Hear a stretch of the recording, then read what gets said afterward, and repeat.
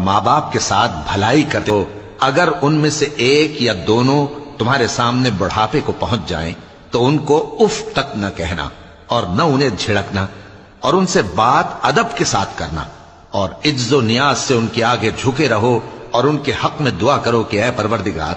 جیسا انہوں نے مجھے بچپن میں شفقت سے پرورش کیا ہے تو بھی ان کے حال پر رحمت فرما، جو کچھ تمہارے دلوں میں ہے تمہارا پروردگار اس سے بخوبی واقف ہے، اگر تم نیک ہوگے تو وہ رجوع لانے والوں کو بخش دینے والا ہے، اور رشتہ داروں اور محتاجوں اور مسافروں کو ان کا حق ادا کرو، اور فضول خرچی سے مال نہ اڑاؤ کہ فضول خرچی کرنے والے تو شیطان کے بھائی ہیں، اور شیطان اپنے پروردگار کی نعمتوں کا کفران کرنے والا یعنی ناشکرا ہے۔ اور اگر تم اپنے پروردگار کی رحمت یعنی فراخ دستی کے انتظار میں جس کی تمہیں امید ہو ان مستحقین کی طرف توجہ نہ کر سکو تو ان سے نرمی سے بات کہہ دیا کرو، اور اپنے ہاتھ کو نہ تو گردن سے بندھا ہوا یعنی بہت تنگ کر لو کہ کسی کو کچھ دو ہی نہیں، اور نہ بالکل کھول ہی دو کہ سبھی کچھ دے ڈالو، اور انجام یہ ہو کہ ملامت زدہ اور حسرت زدہ ہو کر بیٹھ جاؤ۔ بے شک تمہارا پروردگار جس کی روزی چاہتا ہے فراخ کر دیتا ہے، اور جس کی روزی چاہتا ہے تنگ کر دیتا ہے، وہ اپنے بندوں سے خبردار ہے اور ان کو دیکھ رہا ہے۔ اور اپنی اولاد کو مفلسی کے خوف سے قتل نہ کرنا، کیونکہ ان کو اور تم کو ہم ہی رزق دیتے ہیں، کچھ شک نہیں کہ ان کا مار ڈالنا بڑا سخت گناہ ہے، اور زنا کے پاس بھی نہ جانا کہ وہ بے حیائی ہے اور بری راہ ہے،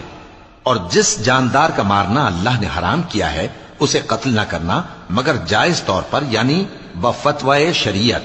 اور جو شخص ظلم سے قتل کیا جائے ہم نے اس کے وارث کو اختیار دیا ہے کہ ظالم قاتل سے بدلہ لے، تو اس کو چاہیے کہ قتل کے قصاص میں زیادتی نہ کرے کہ وہ منصور و فتح یاب ہے، اور یتیم کے مال کے پاس بھی نہ پھٹکنا مگر ایسے طریق سے کہ بہت بہتر ہو، یہاں تک کہ وہ جوانی کو پہنچ جائے، اور عہد کو پورا کرو کہ عہد کے بارے میں ضرور پرسش ہوگی، اور جب کوئی چیز ناپ کر دینے لگو تو پیمانہ پورا بھرا کرو، اور جب تول کر دو تو ترازو سیدھی رکھ کر تولا کرو، یہ بہت اچھی بات اور انجام کے لحاظ سے بھی بہت بہتر ہے۔ اور اے بندے،